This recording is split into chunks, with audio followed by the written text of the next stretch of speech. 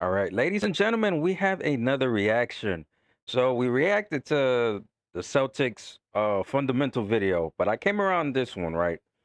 Red on round red on round ball with Red Auerbach. So I'm guessing it's another fundamental video, but what I see on screen is a different player. It's not a Boston Celtic player. So this is going to be very, very interesting, especially when it comes to Red Auerbach. I believe he's the best coach of all time.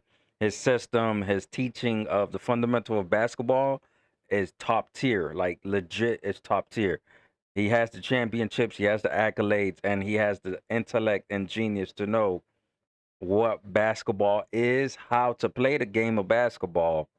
Man, hey, without further ado, guys, hey, if you're new here, my name is Skeester. I react to old school content, old school basketball. Hey, hit that subscribe button, hit that like button on your way. Um, watching through the video, and then also, hey, guys, comment down your thoughts below. That's very important. Comment down your thoughts below because I enjoy reading them and commenting back to you guys too. So, without further ado, let's jump right in. You have to utilize a lot of quickness on this drill. It's almost an emotion drill for me because I have to concentrate a great deal. So I'll try to get this.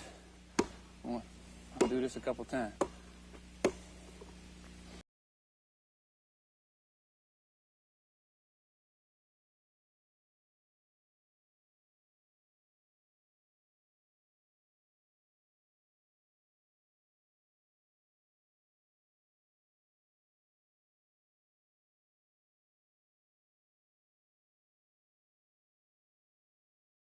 There's where it all began, the Peach Basket. Here at Springfield, Massachusetts, here we are at the Hall of Fame, surrounded by memorabilia of many, many great players throughout the years. The only thing that's changed in basketball are the players, the people. Facts, They're absolutely. bigger, faster, stronger, smarter, better reactors. But one thing does not change, is the fundamentals. For example, if you're True. a player in high school and you're about 6'4", 6'5", you may jump center. When you go to college, what happens? You're now a forward. If Right. you're good enough and become a professional, you're now a guard. Therefore, Facts. when you're young, learn the basic fundamentals of all the positions. That's very, very important. Many years ago, you had a Dutch Dennett from the original Celtics, or a George Mikan from DePaul University, also a great professional. They were specialists. They'd stand under the basket, they'd get in the pivot, and they'd have that hook shot down pat. Today, you can't do that. You see the Jabars and people like that taking set shots, drive to the hoop. So you must learn all the fundamentals. Right. Now, what you're about to see is some of the great players of our time demonstrating these things, so you better learn them. All right. So the other video was the Boston Celtics team, but for this one, it's the greatest players that played at that time. For this to act, bro, okay, this is going to be an exciting one. For this to actually happen, the production, getting all the players together, Red Auerbach just leading the way and explaining what basketball is, each aspect of basketball. Yo, this is super dope. I said the other video should be shown to like people that want to learn basketball, kids growing up, AAU or whatever it is. This should also be showed to them too to learn about the fundamentals of basketball. So, hey, this is crazy. Everything changed, right? Eras change, players change. What doesn't change is the fundamentals.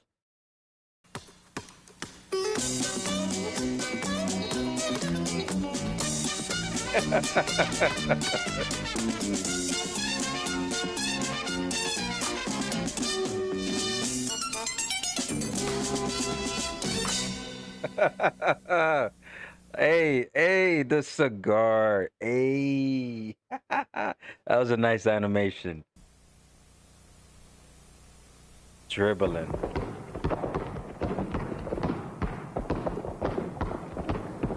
Everybody likes to dribble the ball. And there's JoJo White showing how it should be done. Leon Bembo on defense. Watch JoJo's head up all the time. He knows the floor is smooth, the ball is round. He doesn't have to watch the ball.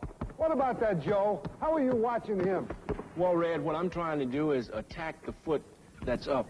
If the front foot is up, I want to attack that foot. I'm also looking with my head up and seeing if somebody breaks open, I can pass the basketball. His hands are down. I don't want to make sure that I don't cross over in front of him and he can steal the basketball. Yeah, but what about you, Leon? Now, you're playing defense on a dribbler who's coming at you and attacking you. What are you actually trying to do? Well, mainly I'm trying to turn him in one direction and beat him over to that area and perhaps anticipate a steal. All right. Now, what would happen? Here's a good example. Suppose you lean a little bit too forward trying to steal that ball. Watch what JoJo will do. He'll go right by him. He'll go right by him because JoJo knows he's off balance merely by the fact that JoJo's head is up watching this man.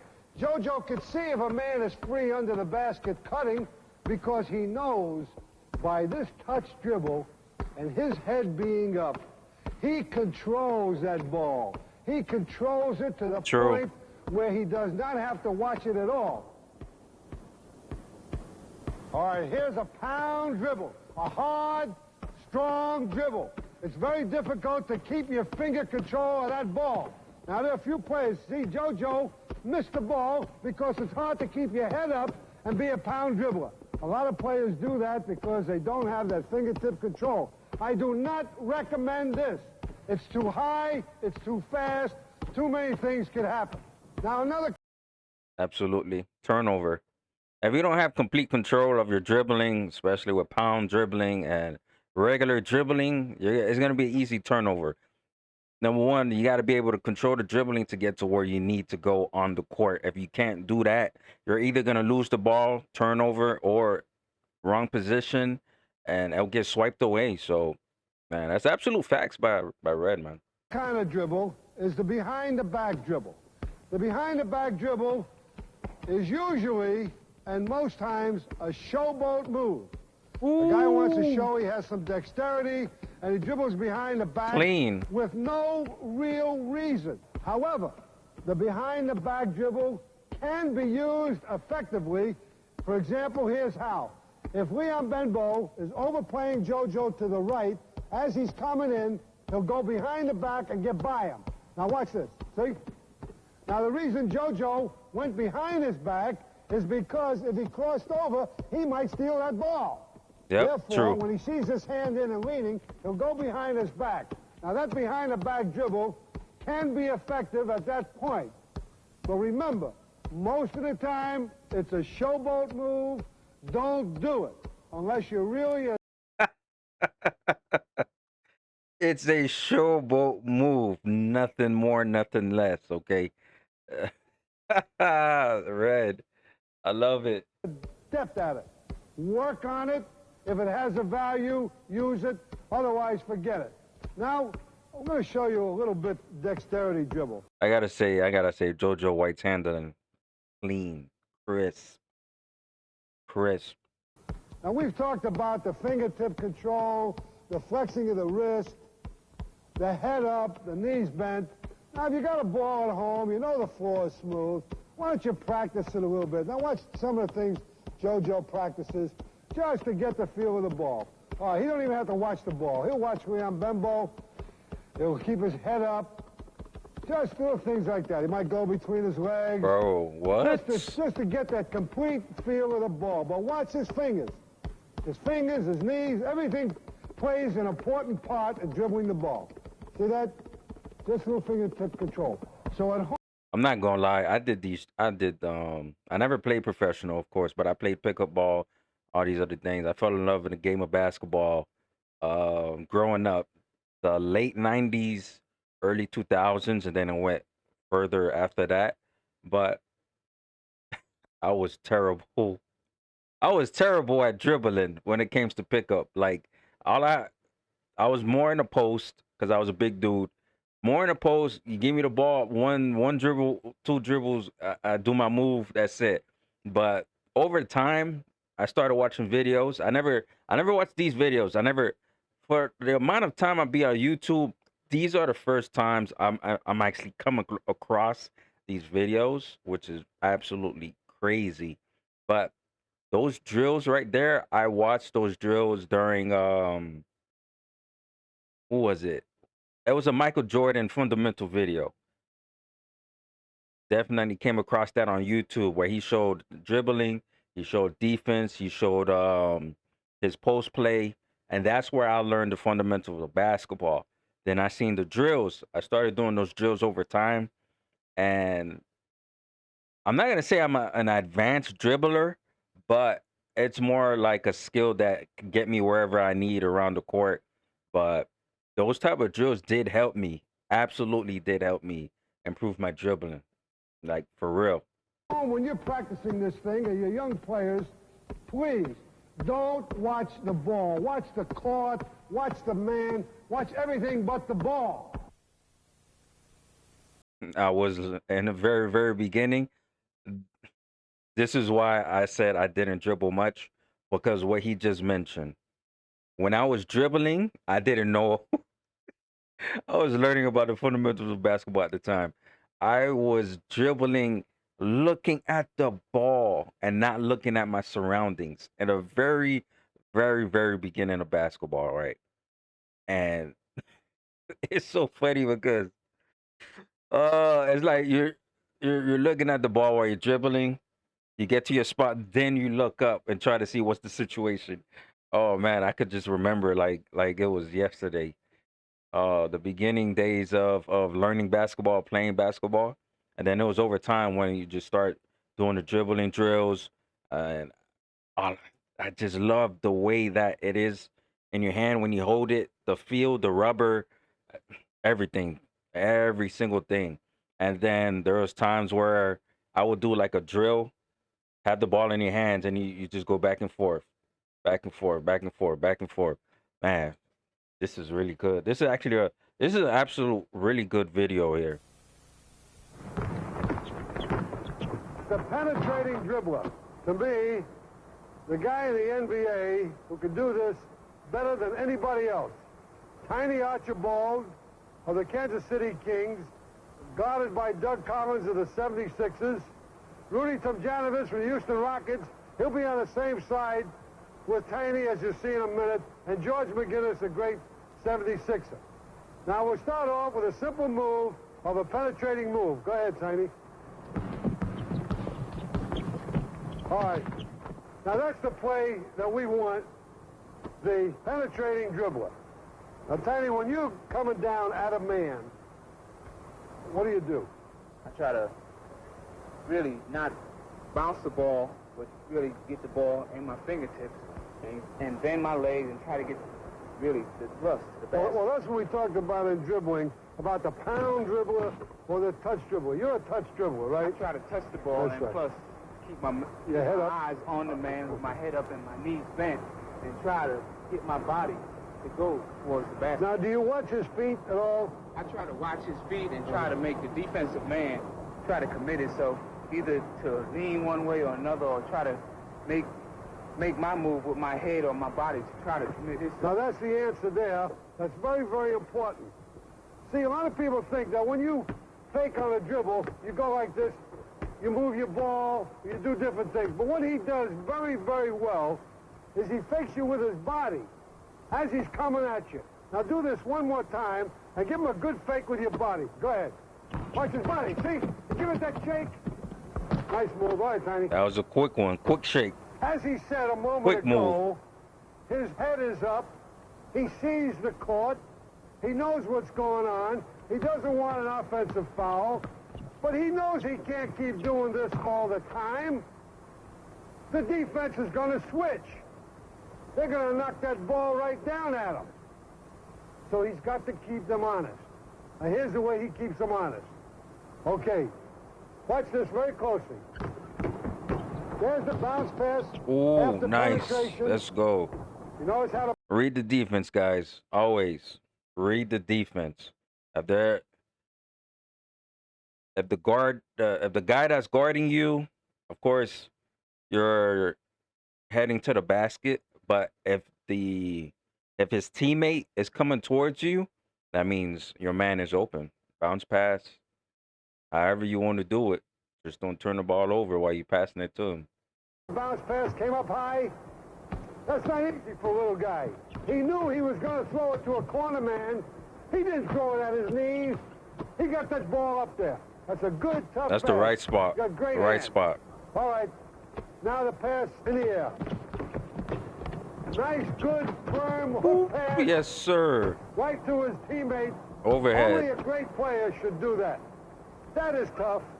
Isn't that the pass that they'll pick off on you more than anything else? Well, most of the time they're ready for the aerial passes because the defensive man, when he commits himself, he should have his hands trying to either block your shot or intimidate your shot or try to steal the ball. All right, now watch the behind-the-back pass, and I want you to jump in the air with him just to demonstrate. Now, I don't approve of behind-the-back passes or fancy stuff. I'm interested in results. I don't care how you throw it as long as they catch it. But this is the one time, if you're ever going to throw it behind your back, this is the time you should do it. All right, go ahead. Before I let the play develop, he said something that's very absolutely amazing. You can learn all these fundamentals, right? Learn everything from dribbling to shooting to penetration to the post play to rebounding defense. You can learn all of these things, but use it when it needs to be used. Don't overuse it. He said it best. It's for showboating, but it's not something necessarily to use like all the time. Like legit, that would be like a turnover. But bro, he just said when it needs to be used, that behind the back, hey, let's let it develop. Behind your back, this is the time you should do it. All right, go ahead. Well, that was even tougher. He did that around his neck. Right. I give up on that one. We'll show you that one, but forget it. Do it behind your back. Ooh, yes. I don't know. I remember in the old days when a guy did that, everybody in the place went, ooh, ah. Today, it's accepted if the ball is caught. So you fans out there, don't get tricky and don't think you're so smart. On your dribbling, don't get too tricky. Behind the back passing, forget it. Learn the game fundamentally. Right. Absolutely.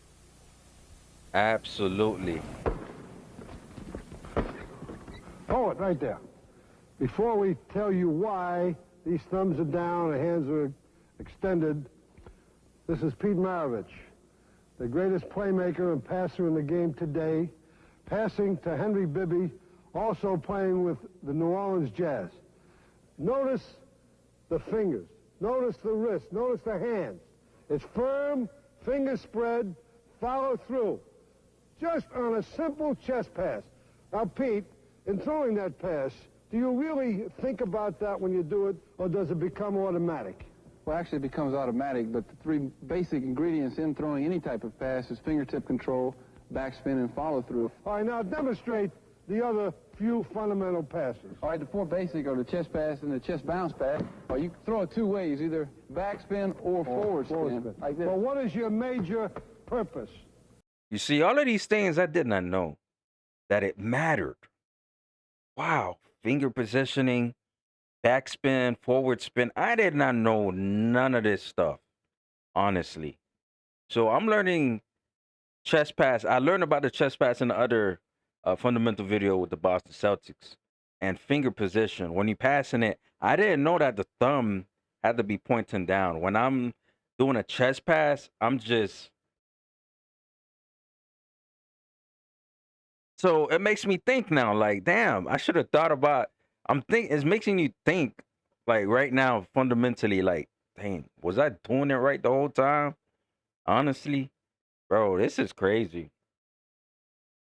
When you throw that bounce pass, isn't it to get it right here? Try to get it right to the man's waist where he can handle it quite easily. That's the key. Too many people throw bounce passes and throw that ball away. Okay, the other two. Other two, basically the overhead pass, like I like to think the greatest overhead passer in the game today is Wes Unseld, and he uses this mainly for outlet passes. And then your last one is the baseball pass, which is thrown I like to throw it right from the back of the ear instead of winding up with it, because then you might have a You lose baseball control. curl, right? So I keep it here, and I keep my left arm out for protection, so that if I can bring it back, and I throw it straight out.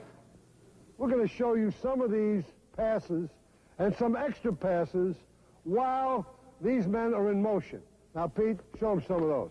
Okay, basically going down on a break situation, I'll show the first one is a between the legs pass, which I like to call deceptive passing instead of always telegraphing your passes. If you're standing right there on a 2-on-1 situation, I'm coming down, I'll try to throw a pass in this nature and throw my hand out extended like this, which I know. Whoa. Damn. I don't think I could think of any player or any time that I've ever seen a pass like that between, I know between the legs, between the opponent's legs. When you're passing it, you pass it under the opponent's legs and it gets to the teammate. But he did it between he said it was deceptive. Oh. Oh, you do not like. Red Auerbach's face says it all. You don't like the showboat and you don't like the extra stuff. Keep it simple. Simple. That is, whoa. Easy. You know why I don't like it? Because too many people do it and don't do it successfully. Pete, let me see another one. Well, I like to call this what I call my wrist pass, and this is a very Watch this one. I saw that. Well, you won't believe it. Watch this one. very deceptive pass. Usually on a 3-on-1 situation, you start out throwing the ball in this direction like you're going to throw it out to this man coming in, and actually what happens is it goes the other way. Bro, what the? Whoa.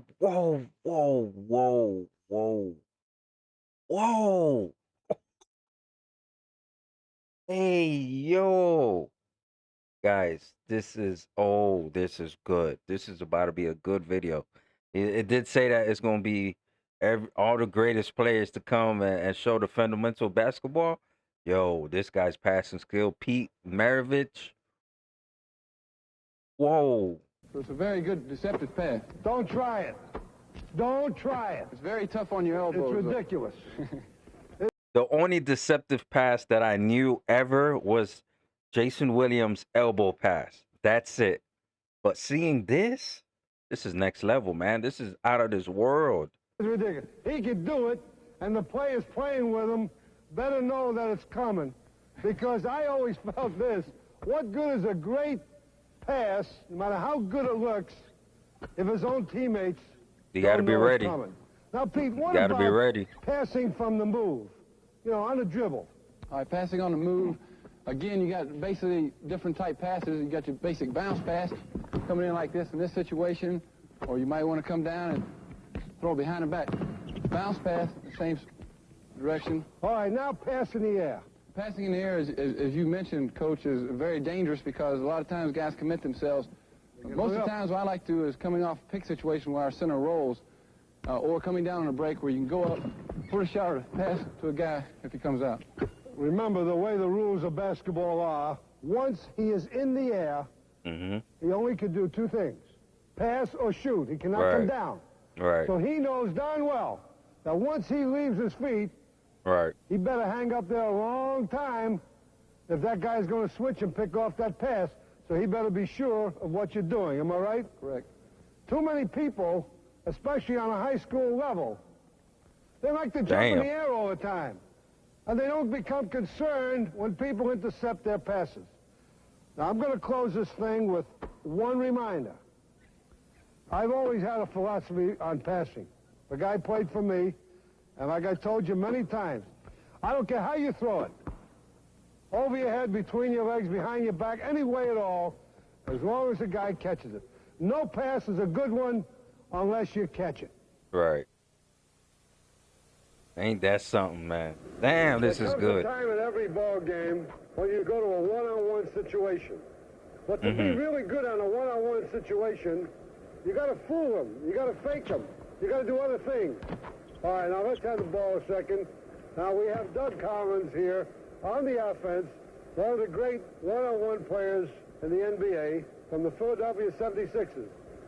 Then we have guarding him, Randy Smith, from the Buffalo Braves. Also a great one-on-one player, but we're using him on defense today. Also helping out Doug Collins is the great George McGinnis from the Philadelphia 76ers, and guarding him, one of the truly greats, Rudy Tomjanovich from the Houston Rockets. Now, Doug, when you come to a ball game, the game is close, or even early in the game, and you figure you got a guy, might not be a good defensive ball player, and you decide to go one-on-one. Now, what do you do? Well, first of all, I think it's important. When I get the ball, I try not to put the ball on the floor. I try to catch the ball and take a look at the man defensively and try to find his weak side. That is what so many of you fans always do. Boy, Dougie with the chain. He got the chain around his. Hey, yo, let's go. Every time you catch the ball, you drop it. You lose your dribble. Now, he said he looks at the defensive man. Randy, you're over here. He said he holds his dribble.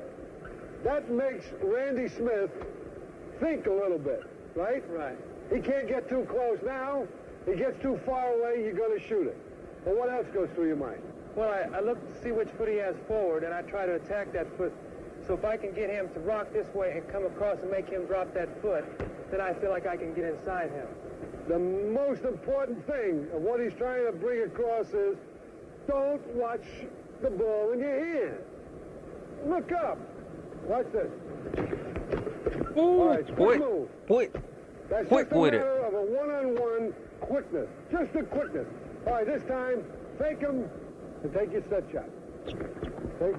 Very simple. Hey, yo. All right, now here's a couple little plays that a good guard with the help of a good forward can use. Watch it. That's what we call a simple handoff, like a football handoff. The guy just gave it and a burst of speed, and there he went. Now do the same thing on the outside. Same thing on the outside. All right. Now, Doug, do the same thing. Go on the outside and stop for a shot. Now, Randy Smith, he's worried about what he's going to do. Watch this. Doug Collins uses his particular skill.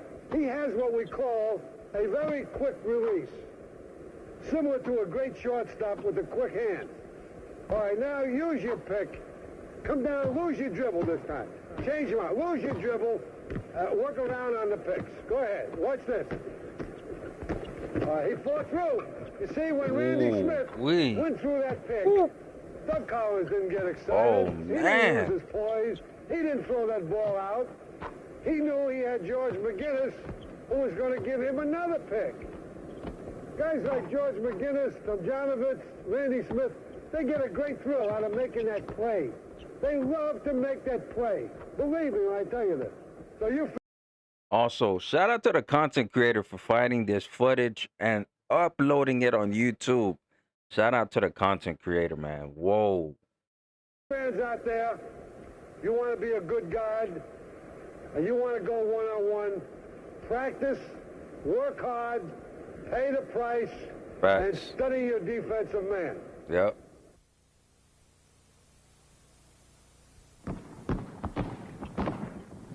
There we have the behind-the-back pass. Fancy. Don't use it. But there is a time. Every time I hear Red Auerbach, don't use it. Don't show it to us.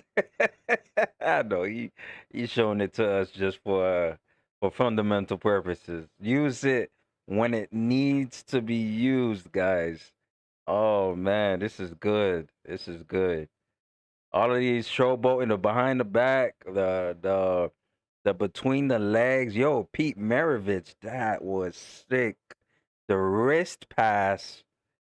I didn't know nothing about that. And then the only deceptive pass that I was Jason Williams, white chocolate. Shout out to him. The elbow pass. Dang.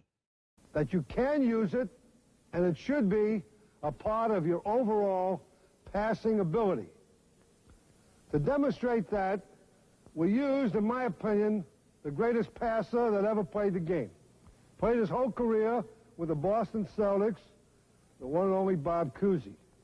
Guarding him Cousy. from the New Orleans Jazz, Henry Bibby, playing on the same side as Coos, Nate Williams, also of the New Orleans Jazz. Now, Bob, when you make that pass, What determines the fact that you're going to throw behind your back or no other way? How do you decide that?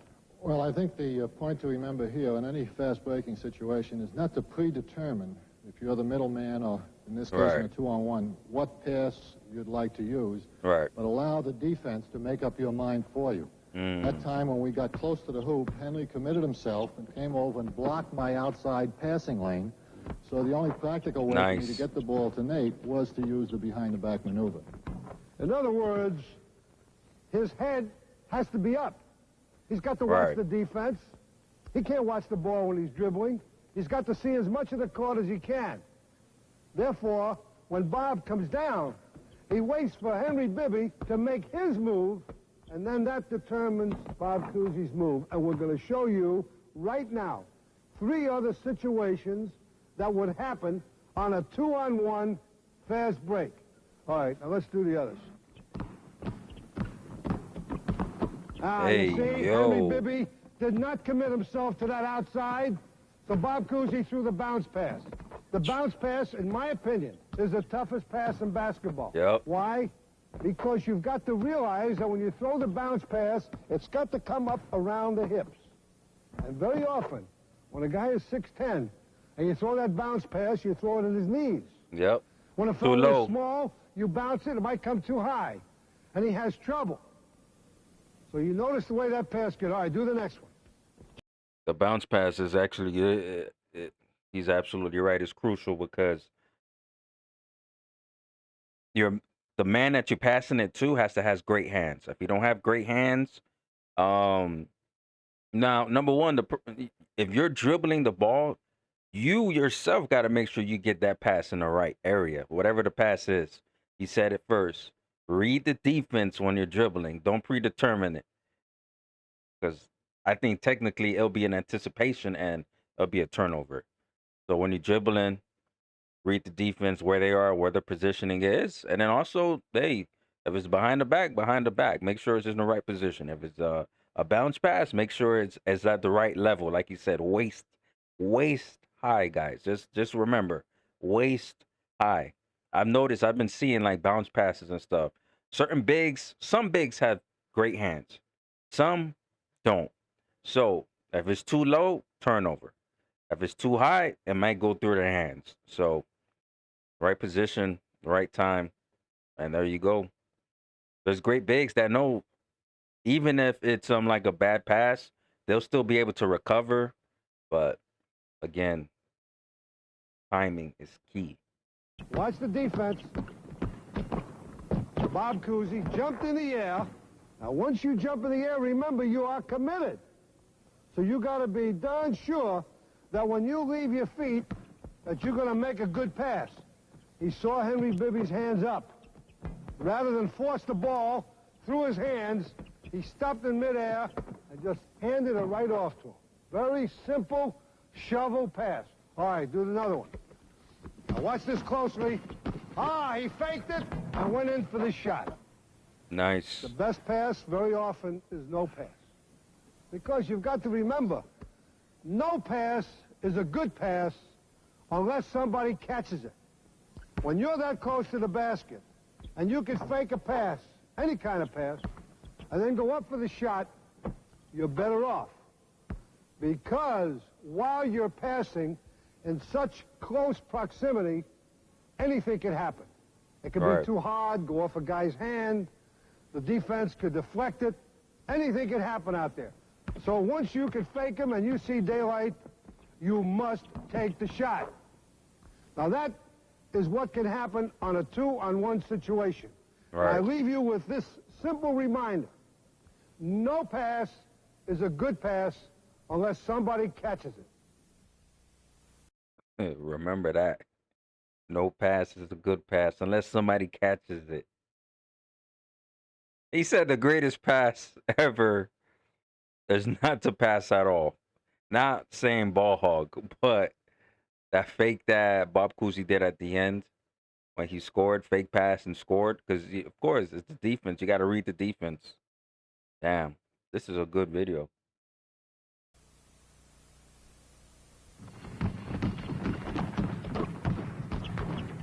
Beautiful play.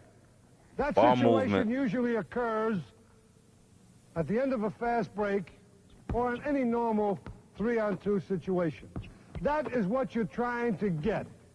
A simple pass from the middle to the side, a nice bounce pass, or you can use a behind the back if you so desire, as long as it's right up here.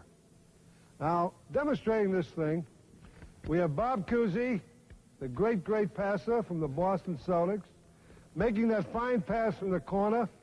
Elgin Baylor, probably the greatest forward that ever played the game, formerly of the Los Angeles Lakers, now on the coaching staff of the New Orleans Jazz.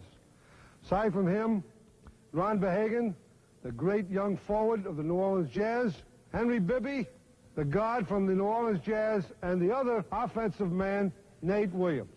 Now, the guy who determines the whole end of this fast break should be the guy in the middle. Now, Bob, what makes you make the decision who to throw it to, and what do you decide to do? Well, as you mentioned a moment ago, Arnold, the defense dictates what you're going to do. In this case, you've got an overbalanced situation, 3 offensive men against 2 defensive men. You want to keep it as spread out as possible and establish your triangle. What you want to do is least amount of passing as possible in order to cut down your margin of error. Sure, because the defense is on its way down. Absolutely, and you've got to look for the layups. Now, they're going to demonstrate the same situation again. Now, watch what happens if Elgin Baylor is not careful. Oh, there it is. Timing. See, that Timing. is not an automatic play. That is not an automatic play. People think that when you have a 3-on-2 and have that triangle, that when you throw to one side, automatically the other guy should be free. Now let's come down. We'll go into the 3-on-2 again. Watch what happens now. Go ahead. All right, there you go. Beautiful play. What did Elgin Baylor do? He faked the pass to Nate Williams, threw it back to Bob Cousy at the point of the triangle. That's what you're trying to do. What's wrong with a foul shot? It's a 60, 70% shot. Settle for this. All right, do it again. Now watch this situation. I gotta say, man, Red Auerbach, bro. This guy is a great coach, teacher, GM, great basketball mind, of course. Oh, yeah. I know what coach I would love to play for, and that's him, Red Auerbach. There you are. The best play of all. Fake your pass, going strong. Actually, you got 2 good options when you get the ball on the side. Take that shot strong. If you don't have it, and this goes through Elgin Baylor's mind, he's in trouble. He knows that Bob Cousy will be here. So therefore, remember, on a 3-on-2 coming down, the defense is on its way down. You've got to execute quickly. You've got to take advantage of the fact that you have 1 additional offensive player. Yep. So make the play quickly, see what's in front of you, and make up your mind that you're going to score. Right. Opportunity. It's all about opportunity and timing, man. It's 3 against 2. It's 3 against 2, guys. Got to think quick, move quick, because sometimes those 2 defensive players, they could recover quick too. So that's why you gotta move quick. You gotta move quick, and then you gotta determine what the defense is gonna do. All of what they just showed right there, passing it to Elgin Baylor. Elgin Baylor fakes the pass and scores. Elgin Baylor, Bob Cousy starts at the top, comes down, passes it to Elgin Baylor, and then Elgin Baylor drives to the basket to bring the defense in, and then pass it right back out to Bob Cousy. Bob Cousy scores at the free throw line. And then from the very beginning, once you act fast, like especially in the fast break, 3 players coming down the court, you pass it, Bob Cousy at the top, you give it to Elgin Baylor. Elgin Baylor just soft pass right there. Boom, boom, boom. Easy.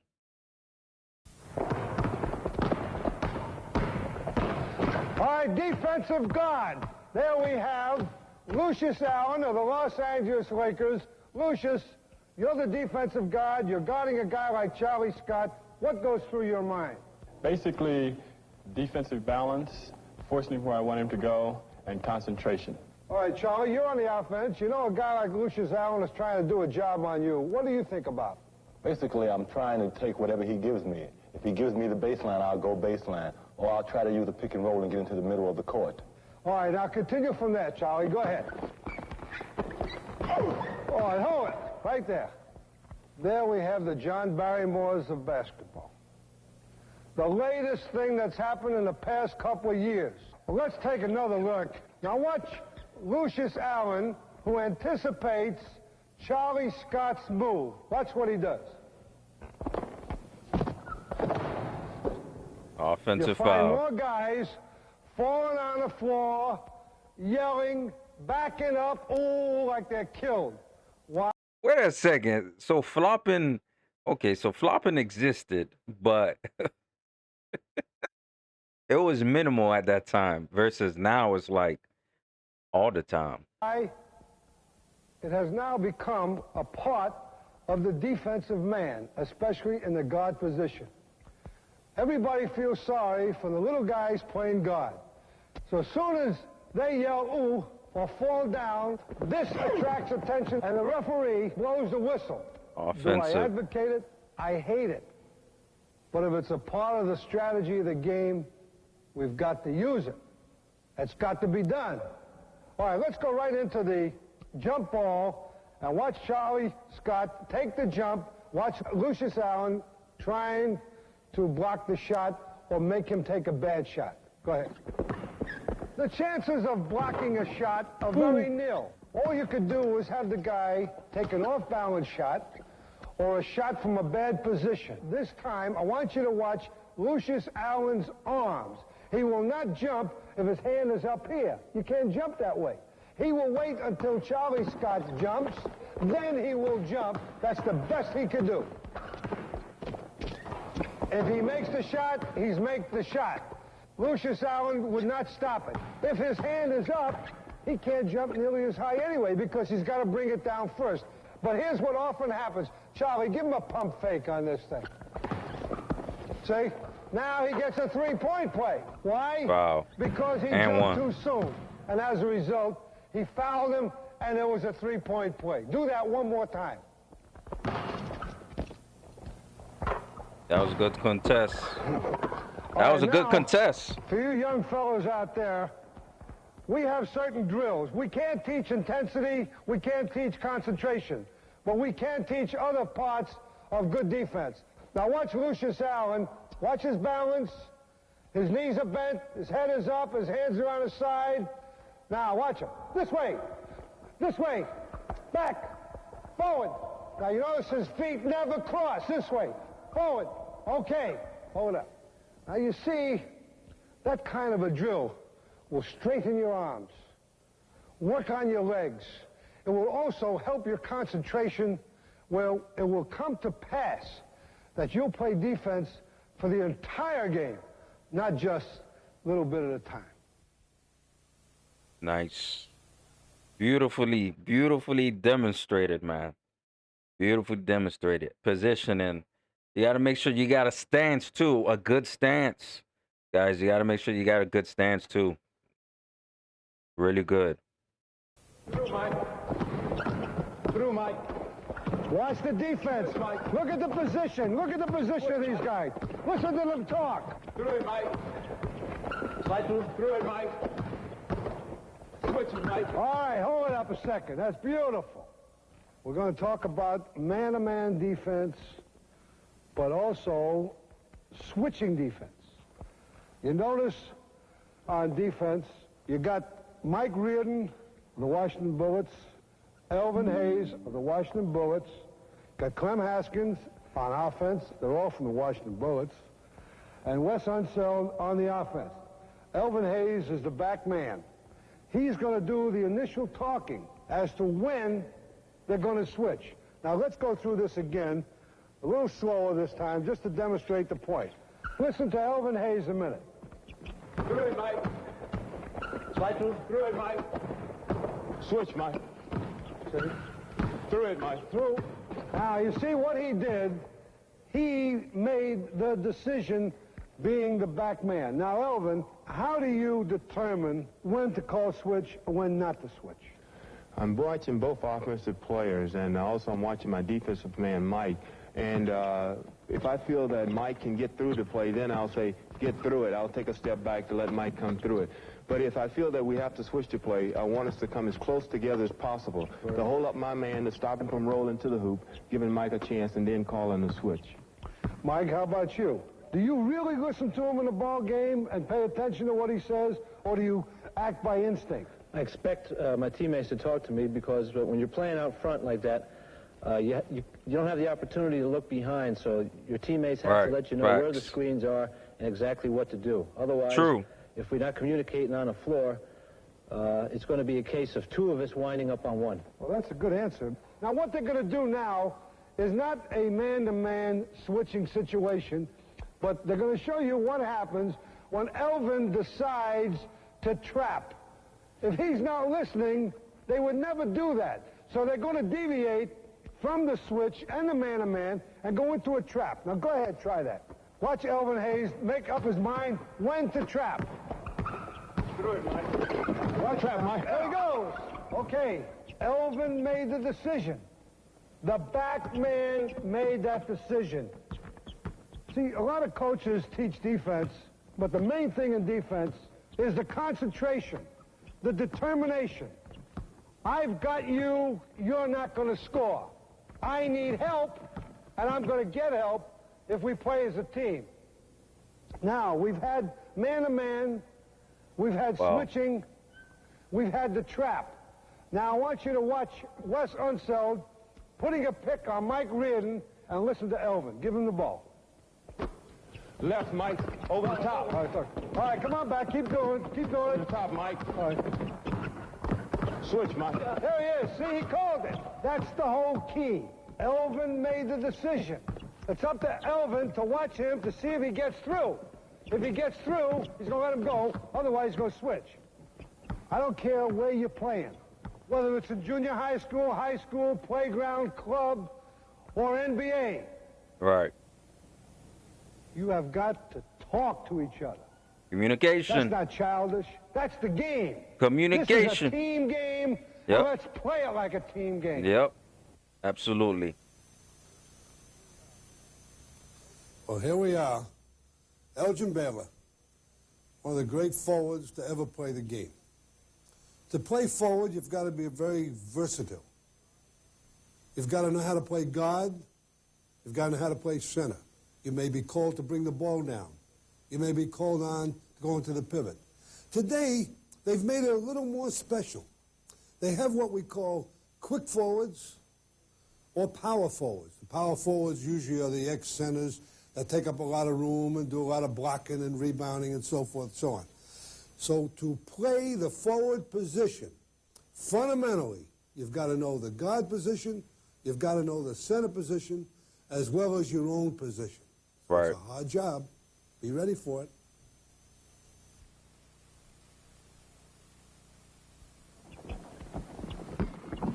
Call it. That's Elgin Baylor with the ball, probably the greatest forward to ever play the game. He used to play with the Los Angeles Lakers.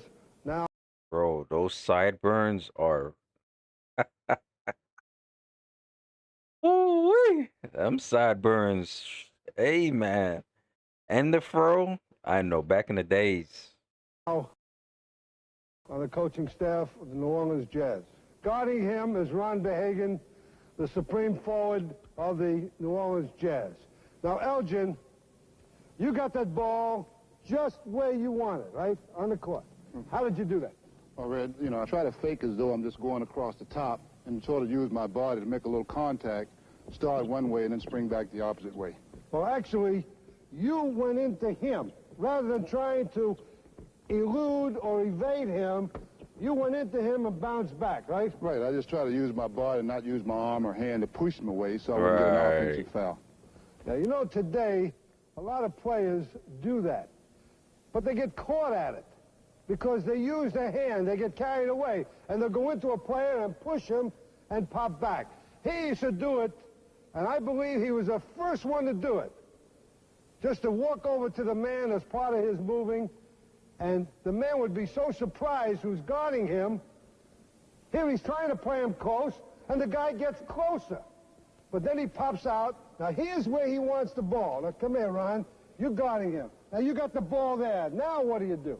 Well, then I, try to make my move, Red. Try to work him this way, that, then go to the baseline. You see, he found out, and he knows, from this position as a forward, he can go any way he wants. Now, he went baseline that time. Go the other way and show the move you'd make. Okay, I try to get him this way first, and then start this way, then go to my left. All right, now, this time, I want you to watch this. You stay with him, Ron. I want you to stop and take a jump shot. I want you to jump. Now, if you miss the shot, you know what to do. Watch it. All right, there it is. Hold it. Now, you see what he did? That was a perfect demonstration of the greatness of Elgin Baylor. I don't care how good the man guarding him could jump. He was so quick on his release and had such reaction that before Ron Verhagen could come down, Elgin was past him. Even though he went for the shot and followed through, he was past him. Now, Elgin, take him in the pivot. Assuming that he's a smaller guy, here's a guy like Elgin, watch him work from the pivot. See, he turn around, hold it. If a guy's guarding him who's his size, what does he do? He turns around and dares him. Go ahead, make your move. Now, he's by him. See, that's the whole thing. Now, when you are quick as a cat and weigh 230 some odd pounds and you got great body control, you're going to get an awful lot of second efforts. I remember we used to guard him, and we used to say, you're not going to stop Elgin, but by golly, see that he doesn't get that second shot. Now, here's an amazing thing about this man as a forward in the NBA. We knew, although he'll deny it, he never could shoot that well with his left hand. But he didn't have to, because he was so great and get the shot anytime, any way he wanted on the right side and use his whole left area for faking and feigning. So I just want to pay tribute to, in my opinion, the greatest forward that played the game. Shout out to Red, give him it. Hey, shout out to Red, man. Elgin Baylor, man. I've heard of him too. I want to learn about him too. So very, very interesting. I got Pete Maravich. I got Elgin Baylor on the list. The list is getting long and long, which is a good thing.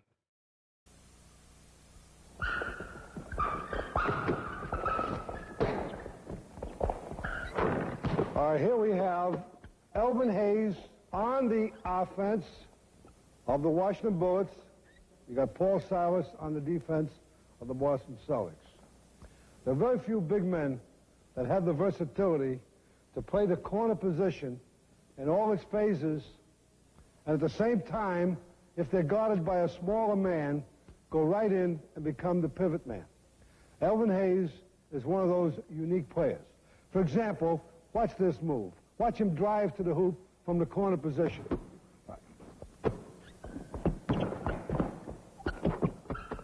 You see, there are very few men his size that are such great shooters that can fake that shot and still go for that hoop.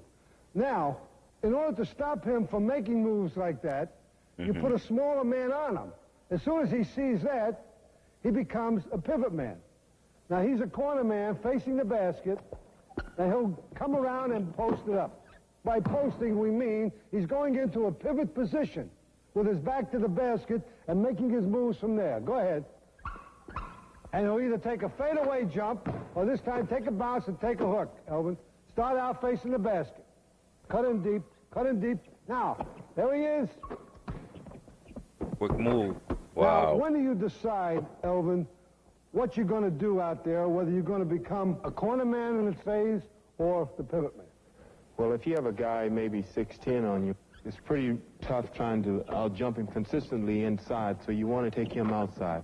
And if I feel like I have a guy 6'5" or 6'6", then you want to take him inside, because I feel that then I have the advantage. I want to try to get the ball as low as possible, get position, and go straight up for the shot. Now, you see what he does? He uses his height, he uses his strength, but above all, he uses his head. Now, Paul, you got a guy like Elvin, and not many players that can do the things he does outside, inside. Now, what goes through your mind when you're guarding him? Well, specifically, I don't want Elvin to post me up low because I know that I can't bother his shot if he jumps over me, so I'd rather take my chances with him shooting from the outside. I feel that I'm quick enough to stop that drive to the hoop, so I don't want him to post me up. Other players, I would rather them post me up because I can outmuscle them. You see, what he's bringing Smart. out there... Absolutely smart. You study your opponent. You know what he can do. He knows how far he could shoot with accuracy. He knows that he could take him inside. And that goes through his mind before the game starts. You got to watch out for these guys that can play both positions. If you're an Elvin Hayes, the first thing he does is check the guy that's guarding him. He's got to decide whether to post the guy, take him outside, use a fadeaway jump, use a regular jump, go into the pivot, take the hooks, and still help out rebounding. So remember out there, think. It's a thinking game. Use your head. Scout, make decisions, and remember what you see.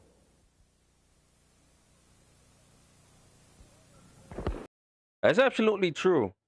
You could watch film as much as possible, you know, learn the opponent's moves, their strengths, their weaknesses, and all these other things. But where you're going to actually learn is on the fly, when you're actually there on the court versus your opponent, and you're reading them on the fly. Legit in-game situation, which is absolute facts. But the preparation is what helps too. Preparing yourself mentally, watching film, seeing their moves, their strengths, their weaknesses, but then in game, you see what they're doing, where they're positioned at, and then you just go from there. That's where you dictate what you're gonna do and how you're gonna do it. You hear the expression, power forward, quick forward. Well, Bob Love is a combination of both. Watch John Havlicek playing him, not trying to let him get the ball. Now, he wants to get the ball right there. Hold it. There, baby. Now, this position there is 3/4 of the way from the out-of-bounds line at the end of the court and about 4 feet from the sideline. This position is the most devastating position for a corner man on the floor. Right here, he can do many, many things. Watch this move. He'll come back, he'll get the ball, watch the move. One bounce, in for the layup. All right, now let's come back again and do this on the same move, going the other way. Watch the move. All right, now he went right, he went left. Now watch him maneuver Havlicek now. In the pivot, little fake. Hey, nice move. He used this only or primarily when he feels he can overpower the man guarding him, who might be smaller, he might be not as aggressive. There are many, many reasons why he might take him into pivot. But must always remember that this is the position that he could do so many things from. Now, John knows he's been scoring from that position, therefore he's going to overplay him. Now he'll come out and he'll backdoor him. That is what we call a backdoor. They could call it backdoor, they could call it pulling the string, anything they want. There it is. Very, very simple maneuver. All good cornermen that move without the ball use this all the time. Now, after this, John is now completely worried. So Havlicek, playing the defense, is going to play down. Now he's going to take a shot. Watch this. To stand there and shoot that ball. Very simple. Now, He's done it all as far as that corner position is concerned. He's going left, he's going right, he's played the pivot, he's pulled the string or backdoored the man, now he's taking a shot. What else is there for a quick corner man to do, or a power forward to do? Rebound. So what happens? If I come down here and I fake him and I can't get that ball to him on a power forward, I'll take a shot and he's got the position for the rebound. So even if you do not get the ball, are in better position for a rebound because the guy can't box you out because you now have the inside position. What Red Auerbach just explained, that last part absolutely makes a lot of sense, right? If your man is able to shoot and he's quick enough to get to the basket and he's strong enough, that power forward position, man, damn, I love that position a lot. He could also position himself to get the offensive rebound if the defensive player is denying him for that possession, to get the offensive rebound and put the ball in for a second chance point, man. Damn, that's good.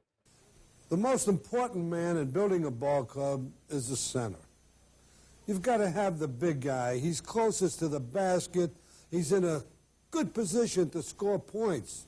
But most important, he can get the rebound because he's in the defensive position. And once he gets the rebound, he's got to get the ball out. That's also very important. Without the big guy, you can't have the ball. Without the ball, you can't score. And if you can't score, you can't win. And that's it.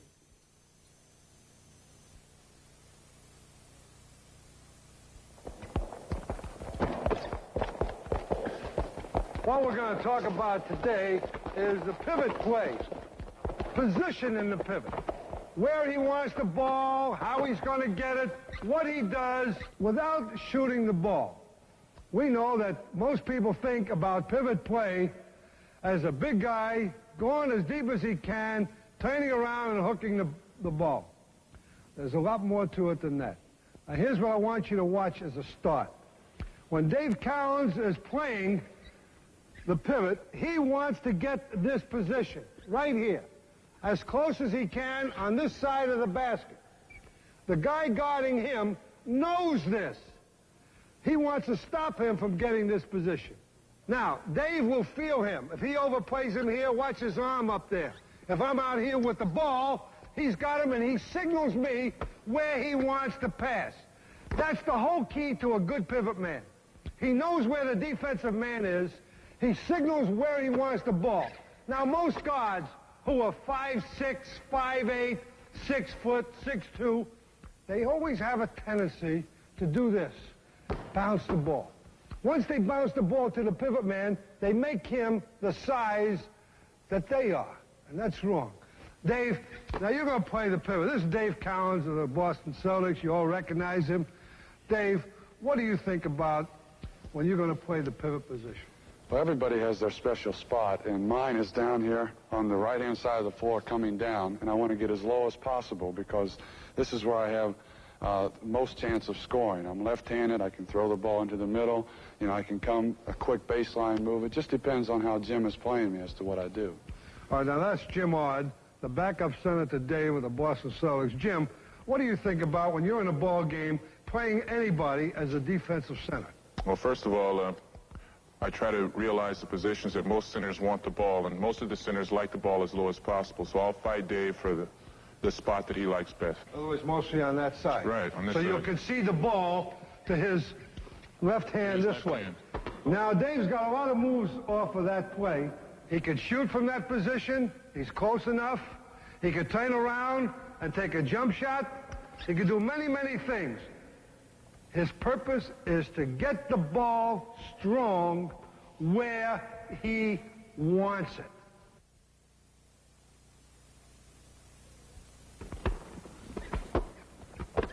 Well, here we are in a continuation to show what a good pivot man or center man could do other than just shoot. Watch this play. There's a pass off from Dave Cowens to Charlie Scott on a simple give and go. The pivot man or center man is a focal point and a great many of your plays in wheeling dealing. Now, the center man, in this case, of course, Dave Cowens, playing the offense. Charlie Scott on the offense, Glenn McDonald and Jim Ott, those two playing the defense. Now, this time, we're going to run the same play, but watch Dave Cowens. He fake it to Charlie. Come around and take his hook. Ooh, that was clean. That was clean. He saw the defensive man switch. Therefore, he knows that the next time he gets that ball, all he has to do is fake to Charlie Scott and keep it himself. Now, remember, the center guy adjusts his game as part of a team to what the defense does. Now, watch Dave Cowens on this play.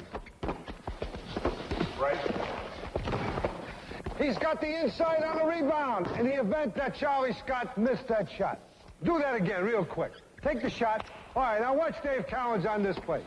Watch him on the play. Ah! Fooled everybody.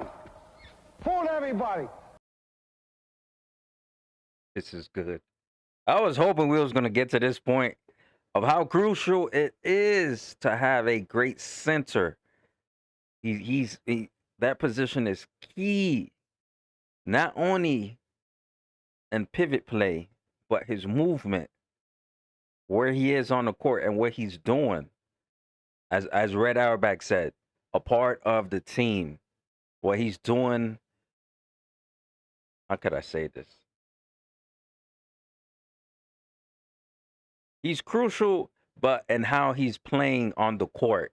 You get me? There's certain players that, like, say a center who specifically always wants the ball when it gets on the offensive side. But what about all the other aspects? A screen, right? Like what? Oh man, this is good. The screen positioning, and then him being able to fake both of the defensive players for the guard to drive to the basket, right? And then when he gets the ball in the post, he could fake pass it, or he could either score. It's very important down there, man. Rebounding, defense, of course, for the center position, and post play too. Can't forget the screens. All of these things are important in basketball, man. That's why you got to learn the fundamentals, like what I am doing right now. Everybody thought Charlie Scott was coming around and using that screen from Dave Cowens. But that's where the big man is so great. He never gives away what's going to happen. Everybody out there thought that Charlie Scott was going to use Dave Cowens and take that shot. Right. When all he did was fake him, went right directly to the hoop. Now, that's some of the actions of a center. He's got to be in the rebounding position. That's the word that I was looking for earlier. He got to be selfless. Selfless, not selfish. You got to be selfless. He's got to get the ball. He's got to protect the ball. He can't lose it. He can't bring it down where the little guys. Go back here, give him that ball, Charlie. Got him here. Bring the ball down. Watch McDonald.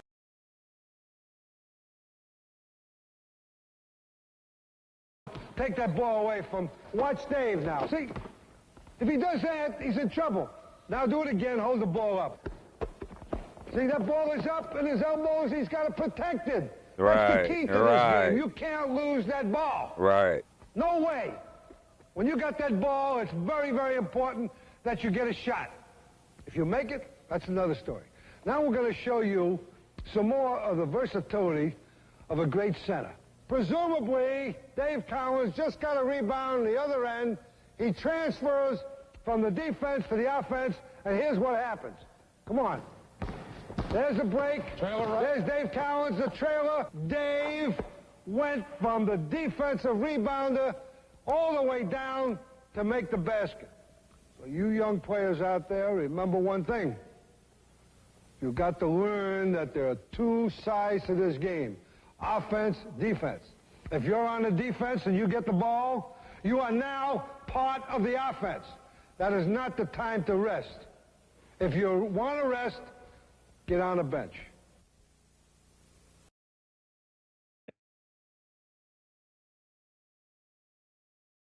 Hey man, Red is so cutthroat, but I love it. I love it, man. You got to. You got to. You can't be soft when it comes to coaching the players and the team.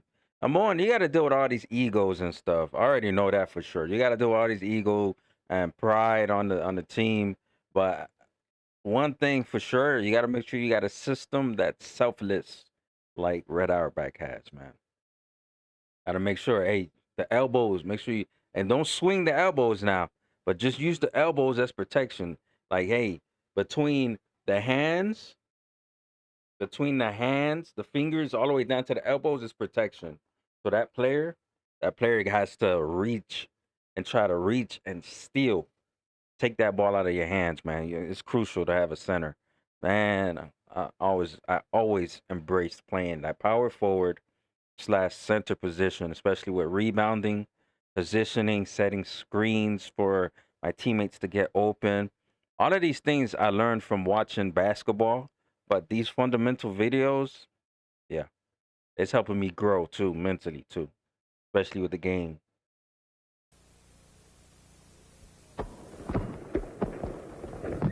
Kareem Abdul-Jabbar, in my opinion, the greatest offensive scoring threat in the history of basketball. He took that sky hook, as commonly called. Why? For the simple reason he uses his height to a good advantage. Watch him use his height. He can do so many things, and so well. Now watch him get positioned for the ball. Bro, that sky hook is unstoppable in the right hands. Like Kareem, you know what the one thing that I always wondered, how was Kareem at the time #1 scoring all time? I have to, guys, let me know down in the comment section. If you made it this far and this reaction, this is a super long one, especially with the fundamentals and everything. Let me know. If you made it this far, Kareem, he was #1 in scoring in the NBA history before he got passed by LeBron James. But I've always wondered, was it the sky hook that got him to be in that position, or was his offensive skill set? Like, let me know down in the comment section. For the man trying to front him. There he is. He gets the ball. They hold it. Now, Kareem, what were you trying to do with Alvin Adams guarding you from Phoenix? Is this the position you like right here? Yeah, I usually try and get it here because I can do all of my offensive moves from here. See, that's the whole key. Right here in this position, he knows so many different things that he can do. Now, Alvin, when you're playing a guy like Kareem, do you watch him? Do you hold him? Do you touch him? Or what's your move? His sky hook being one of the most effective offensive weapons in the NBA, we just can't give him that shot. So during the course of the game, I try to front him. And eventually, if they swing the ball, or eventually if I get tired, I'll end up behind him. And once I do, there's his sky hook. Don't you play a lot? Yeah. All right, I'll throw you the ball. He'll get the ball there. Now just watch some of these moves. We'll do that again, you know. We don't like to miss them. Okay. Hey, there, that jumper. Okay. Kareem, you feel him, don't you? You know exactly where he is. He not only feels him when he bounces that ball, but he looks with this little peripheral vision out there. He looks. Am I right? All right, let's do it one time. We'll just demonstrate that thing. All right. He signaled for the ball. He felt him the whole time. He felt him the whole time. Well, play him the other side. Play him the other side. Right there. He wants the ball. See that move, that quickness, that agility? That's what counts. All right, fake him up and drive around him. You got to give credit where credit is due. That's what I'm going to do right now, okay? At the time that he was #1 scoring all time, he was a center. People will probably get the stigma like, hey, a guard or a forward would be in that #1 spot. But we got Kareem #1 as a center. Being able to score in the way that he does, oh, got to give credit where credit is due, man. Push him out. See, he pushed him out a little bit. He couldn't get the ball where he wants. Now watch. See? Sometimes he bounces it, sometimes he don't. All right, take him that time and go around this way, will you? Watch this move. How about that? Unstoppable. Now, when you were winning a game, and I remember you back in high school when you came in our dressing room and so forth, did you spend much time on developing your shooting, your touch? I've been playing ball since I was 7 or 8 years old, and after a while you instinctively learn how to shoot. My big problem was agility and stamina. See, a lot of people think that just because he happens to be tall, he didn't spend all this time working. I know he did, because I followed his career for many years. Kareem Abdul-Jabbar got all the moves. He worked hours and hours and hours on shooting and developed a touch, but most important, as I said, he's the greatest offensive threat. I talked to his coach, talked to his players. He is unselfish. All he wants to do is win. He'll pass that ball if he feels anybody has got a better shot. I want to congratulate you on a great job that you do out there playing the pivot. It's wonderful. I appreciate it. Thank you. Okay, guys, we're gonna do a two-parter to this one. This fundamental video is probably like 2 hours or something like that. So we're gonna stop right here. We're gonna continue at the outlet passes in part 2. So this is gonna be a two-parter video of Red on Round Ball. Of course, fundamental videos with all the NBA greats all in one, showing how they're how they're great at what they do, especially with the fundamentals of basketball. So definitely, I'll catch you guys in the second part, okay?